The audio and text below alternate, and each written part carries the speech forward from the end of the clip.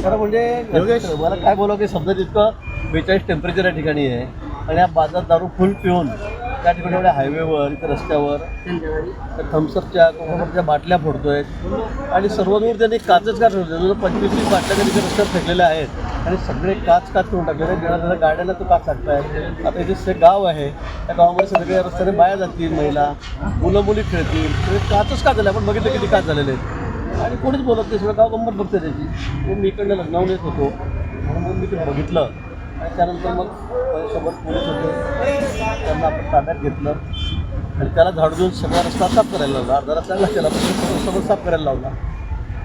तो इतकी दारू प्यालेला आहे, त्याला काय बोलत तेही समजत नाही. पण इथे त्याने पूर्ण रस्ताच बंद केला का जवळपास. त्याने सगळ्या बाटल्या टाकून रस्त्यावर पडून. तुम्ही स्वतः त्याला झाडू मारायला लावलेले आणि सगळं साफ करायला लावलं. मग तर काय करतो तेवढा मला उभं राहावं लागेल 25 मिनिट त्याकडे रस्ता साफ करून घेतला आहे. पण अतिशय चुकीचं गंभीर आहे ना एवढ्या उन्हामध्ये होता. खुशाल इथे सगळ्या बाटल्या फोडतोय, लोक इतकं ट्रॅफिक चाललेलं आहे आणि गाड्या थांबून गेलेल्या आहे. भाऊ, आपल्या भाषणामध्ये तरुणाई तुम्ही सांगत असतात की व्यसनाकडे वळू नका, मात्र या ठिकाणी अजबच प्रकार पाहायला मिळाला आहे. कोणाकोणाला थांबवणार आपण सांगणं आपलं काम आहे. आता याचं रोजचंच नाटक आहे म्हणे. असं आहे रोजच काही ना काही नाटक करतो म्हणे. अधूनमधून बाटल्या फोडतो रस्त्यावर. आज तो नेमका माझ्या समोरच दिसला. बघू आता त्याला मी पोलिसांच्या ताब्यात दिलेला आहे. त्याच्याकडून सगळा रस्ता साफ करून घेतला. पण दुसरं कोण काढायचं तरी साफ केला जसा रस्ता. महाराष्ट्रातील सर्व बातम्यांचे विश्वासार्ह व्यासपीठ